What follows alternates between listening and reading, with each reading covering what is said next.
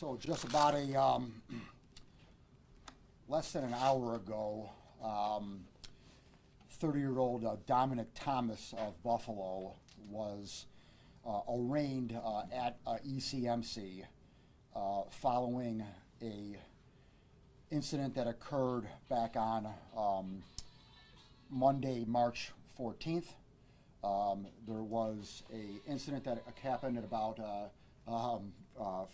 4 o'clock in the morning that day, where 4 Buffalo police officers responded to a home on the 1900 block of Hertel Avenue near Shoshawn Street there in the city of Buffalo. Unfortunately, after what was all been shown on video here that we all saw, an incident took place where the officers were required to fire their weapons. 2 of the 4 striking Mr. Thomas after Mr. Thomas allegedly lunged at them with a knife. And as such, Mr. Thomas is being charged now with menacing a police officer, which is a Class D felony. There are 2 counts of the menacing for the 2 police officers, 2 of the 4 that were there, and Mr. Thomas is being charged as such. A thorough investigation has taken place by this office of that incident. It is, quite frankly, crystal clear that both officers had justification for discharging their weapons due to the fact that Mr. Thomas lunged at them with a knife. I know that one of the 4 officers' body cam video has been released. I actually spoke to the Buffalo Police Department last week and encouraged them to release the body cam video as soon as possible to show the public, to have full transparency here as to what exactly happened.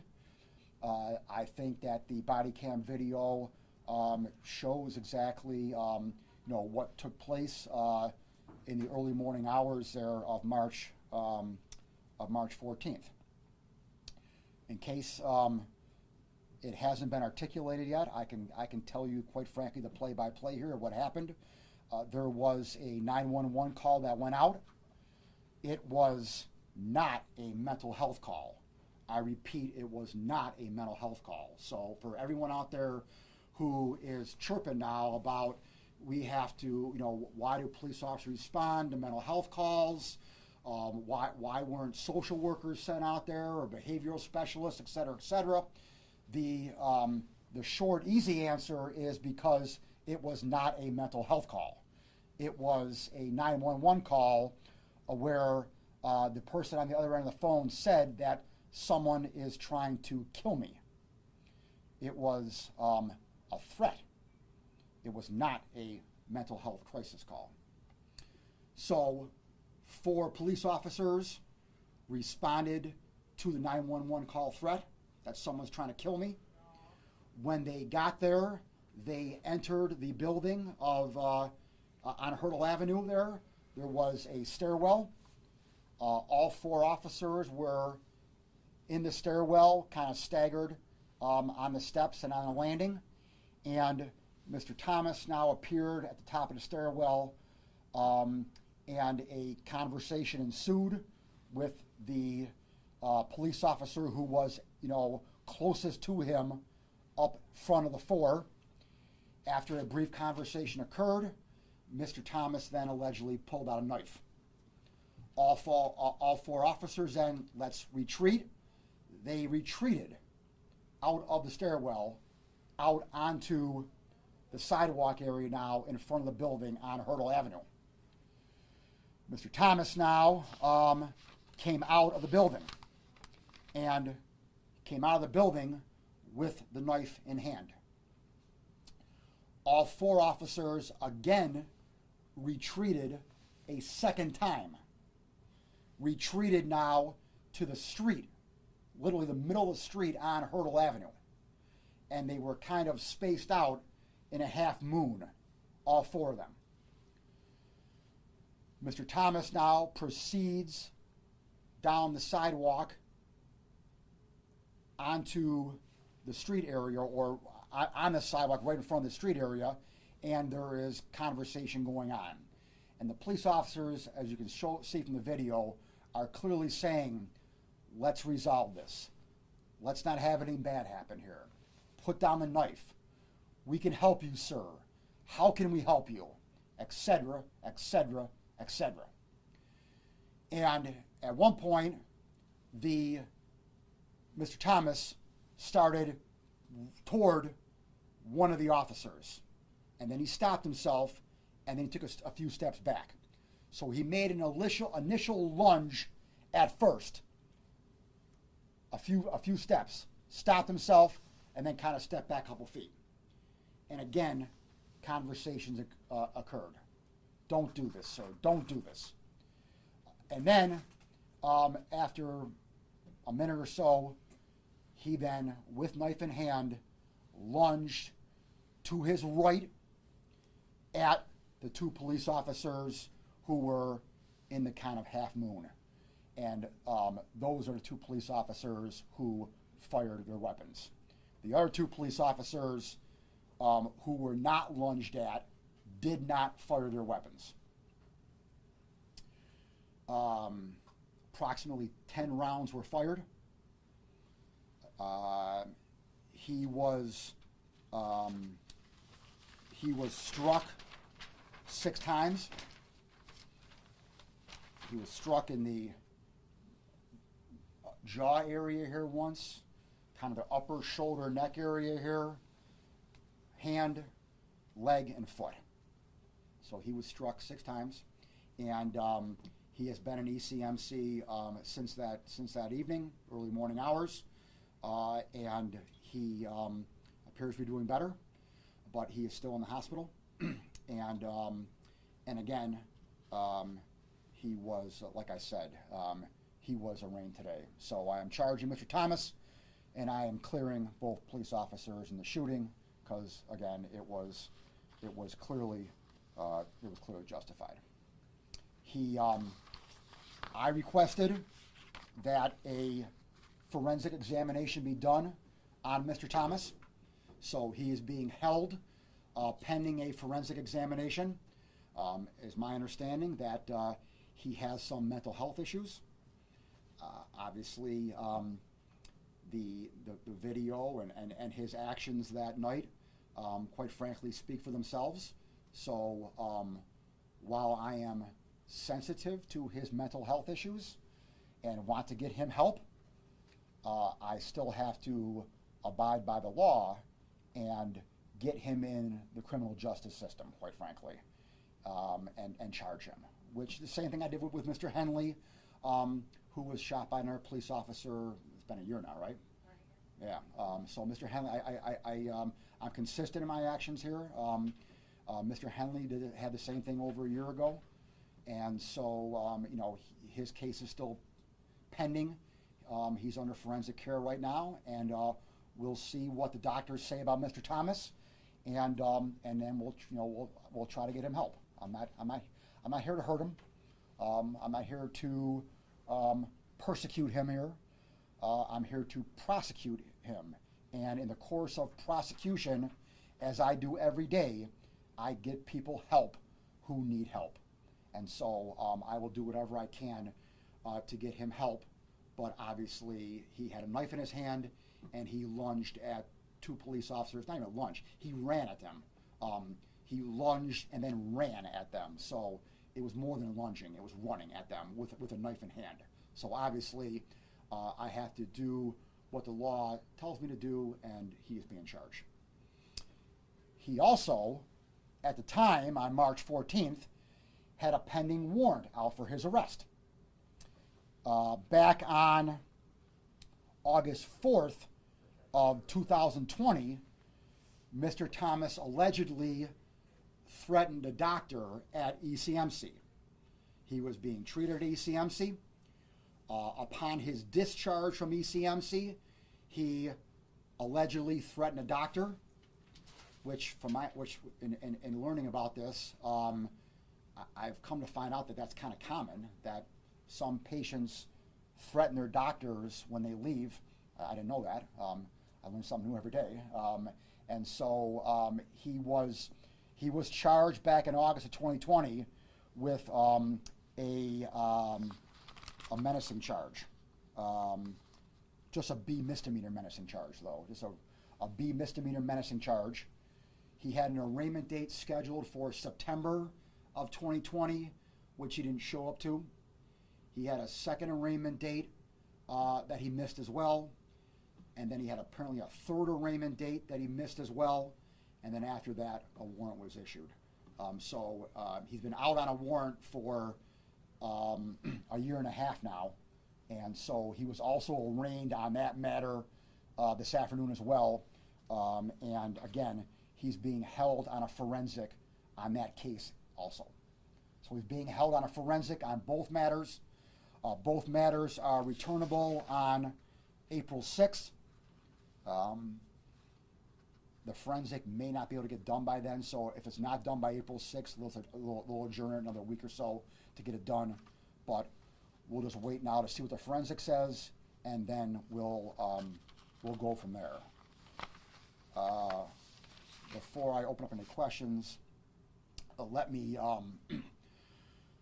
say that, in the course of the past 10 days here, almost 10 days, there has been a lot of talk about mental health and how we deal with individuals who are suffering from a mental health crisis, and how we mix that and mold that into the criminal justice system.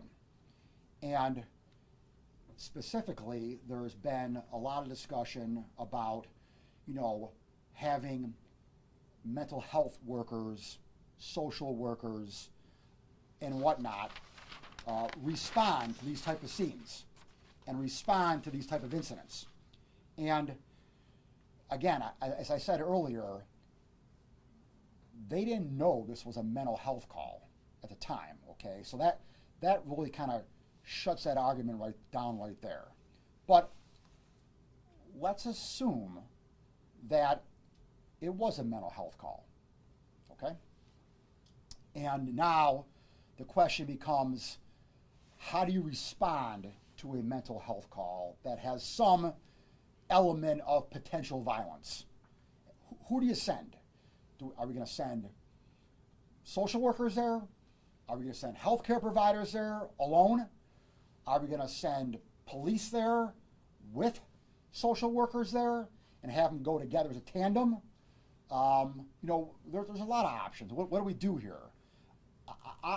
Listen here, I have no problem sending mental health providers or social workers to the scene to accompany police officers if the circumstances warrant it and if it's safe. But the notion of don't send the police, let's just send some mental health professionals to Hertel Avenue, is a recipe for disaster. Because what could have happened then is that you're going to have an unarmed social worker confronting an individual with a knife, and now the social worker potentially could be stabbed to death. Is that what we want? Is that how we want to have this go down?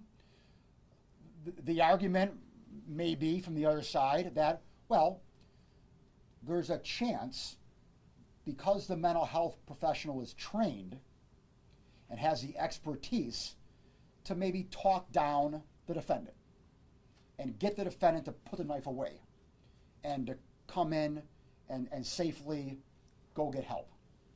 Maybe. That's potentially a valid point. I would note that statistics clearly show that 70% of mental health professionals, whether nurses, doctors, 70% are physically assaulted each year. Okay? 70%. So the notion that a mental health provider or a quote-unquote expert is going to talk the defendant down here and get him or her to put down his knife is speculative at best. No, I'm not disregarding the credentials of the mental health professional. Don't get me wrong, all right? They're obviously very trained, very capable people. But the notion that they're going to be able to go there and just talk the person down is a fantasy. It's a possibility, but it's not likely, quite frankly. And you need the police to show up. You need the police at a minimum to be there to protect any healthcare worker who may or may not accompany them. So we don't have a tragedy with someone getting stabbed, like could have happened here. So I really, really want to emphasize that the notion of not sending the police and not having police involved is just not workable. It's not workable and it's not realistic. Now, should police have tasers? Should police have bolos where they can shoot something and wrap around the legs of someone and incapacitate someone? Absolutely. No doubt about that. So, I mean, I'm all for that. Again, from my understanding, the Buffalo Police Department is in a process of training everyone and equipping them with tasers. They haven't got that done yet, and due to resources, my understanding, and so it is what it is. But the notion that the mental health professional is gonna come save the day here is hopeful thinking, and I'm not in the business of hopeful thinking. I'm in the business of protecting public safety and protecting people's lives, and the police are needed there to protect public safety. Questions? John, do you believe this was a suicide by cop situation? That's another possibility, Marley. So if you have a non-armed social worker, mental health worker arrive there without police, and it's in Mr. Thomas's mind to kill himself, well, now there's no one there to kill him, okay? And so what's he going to do? Is he going to lash out now and now attack the social worker who's not armed because he's mad because he wanted to die by suicide? Again, I don't know. I'm just speculating here. I obviously can't read into his mind. I don't know what he was thinking. So it's clearly a possibility that that's what happened. I can tell you that it's not an everyday occurrence. It's common enough where it happens across the country, and so there is a distinct possibility that may have been through his mind. But again, I'm not I can't read into his mind. John, how long did it take from the 911 call to the shots being fired? Oh gosh, I'm trying to. I played the video on my computer, and I'm trying to remember the bottom of the screen there, where I can move the time, I can move the button there. Not long. I mean, I'm gonna guess. Well, I don't know what time the 911 call went out. I saw the body cam video from the time the officers got to the stairwell, and then the shooting took place probably 10 minutes later. So within 5 to 10 minutes of when I saw the body cam video of them on the stairwell, how far ahead the 911 calls, I don't know that, Mike. So, but not long. Well, the question would be, yeah, how many social workers, psychiatric, whatever, from a time a call like that goes out to absolutely what happened? Absolutely. So again, at 4 o'clock in the morning. Yeah, absolutely. So in this case right here, there would have been no reason to call anyone. So let's say we lived in a perfect world, and let's say that that there somehow was a system in place where there was a 24-hour manned number where you could call someone at some facility and have someone accompany BPD to a scene. Let's just say that was a possibility here. You would have to have a pure indication by the phone call that there was no potential for violence in doing that. Okay, if you were not going to send police at all, so I mean, I don't know how you would ever like be able to confirm it over a phone call, even if the person on the other end of the phone is saying, "I promise you, I have no weapon, I have no gun, I just need help. I'm losing it right now. My mind is unclear, but I promise you, I don't have a gun or weapon." I mean, how would you even like believe that? You know what I'm saying? I mean, how would you even be able to confirm that and send someone to the scene who's not a police officer and feel good about their safety?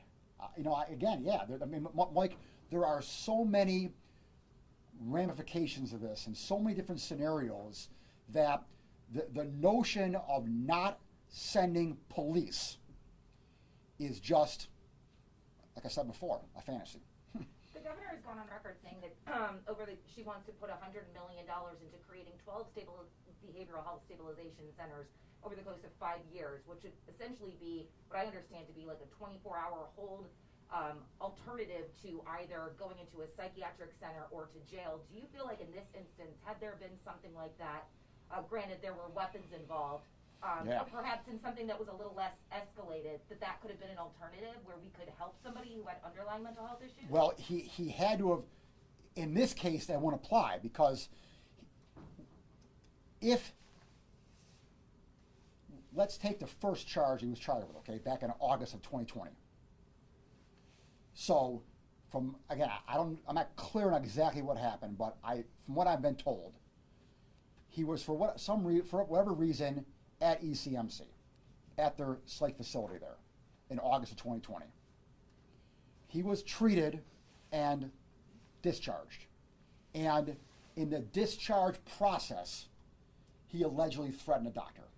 Okay. If there was some type of, and I think what the governor's getting at here is that between ECMC and Grider Avenue, before we just kick him to the curb, okay? You're out of ECMC, now you're on Grider Avenue, okay? With no in-between. Having some kind of an in-between there to get someone acclimated before they go on Grider Avenue, I'm all for that. I'm all for that. That's great. That's a great idea to have some kind of a facility there where we can have a smoother transit. Because right now ECMC is overwhelmed. Right now ECMC is overwhelmed, and they don't have the resources, they don't have the manpower to treat all the people who are coming through the system. And so if there is a intermediary now where someone can kind of get some services before we kick him out on Grider Avenue, sign me up. Can you send him to ECMC for the forensic test with this on his record, or do you have to send him to Rochester or something? No, he doesn't go to Rochester until he is looked at by the doctor. So, but I mean, can you send him to a doctor at ECMC when that doctor knows that he was here? Oh, again, the court sent him to a doctor, not me. So I have no idea how they pick them. So the court orders a forensic. So when I requested a forensic, my lawyer said, "Judge, I'm requesting a forensic on Mr. Thomas." The court says, "Granted, I'm ordering a forensic." So now the court system now, they schedule that, not me. So I don't know who they send to. You mentioned Willie Henley. Yes. There are some real differences there because Henley was walking up and down Genesee Street in that area, and there was a long delay there. There was a long delay. The cops went with him, and correct. Finally, before he swung the bat. Correct. But in that case, if there were a social worker operating on a Sunday afternoon or Saturday afternoon, whenever it was, if you could have had somebody there. Maybe, yeah, maybe. But this is different. Yes, it's different, but it's different on both sides of the equation, though. Okay, it's different It's different in the sense that there was a longer period of time before the acting out. Okay. However, in Henley, he actually made contact with the bat.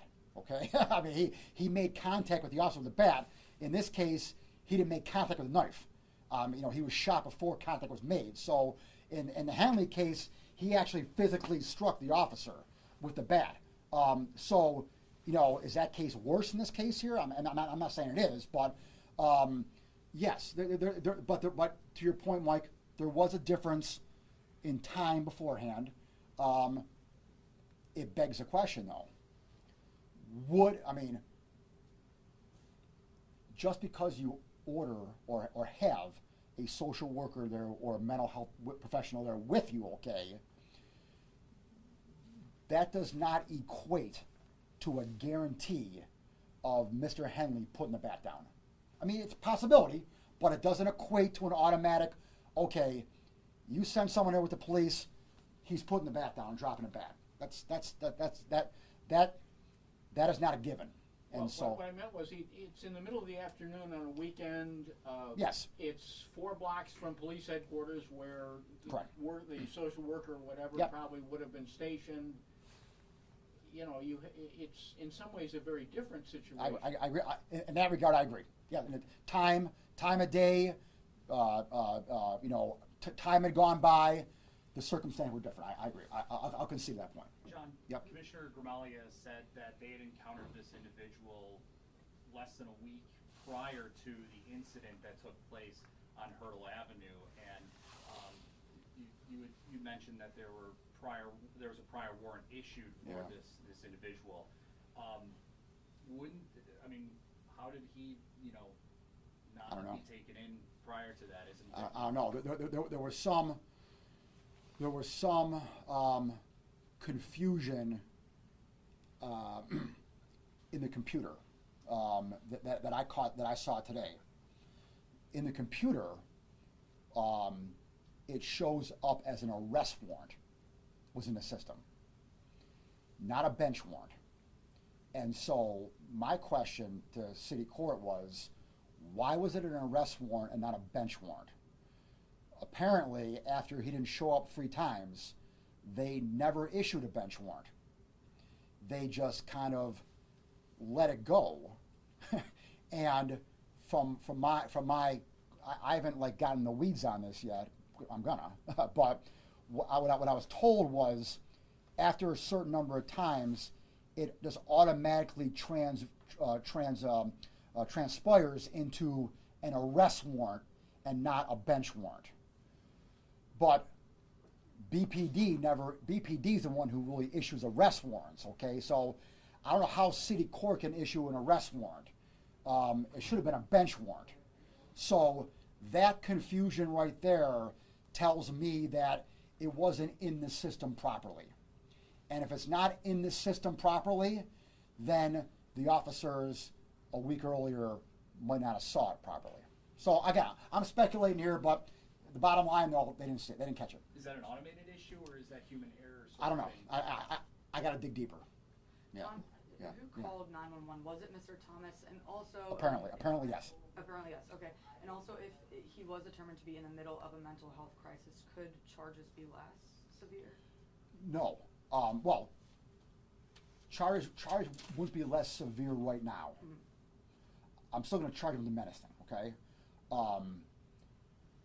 Whether or not he is mentally incapacitated will obviously factor into my mind and my heart as to what I do with him next. Okay, so I have many options on how to handle him.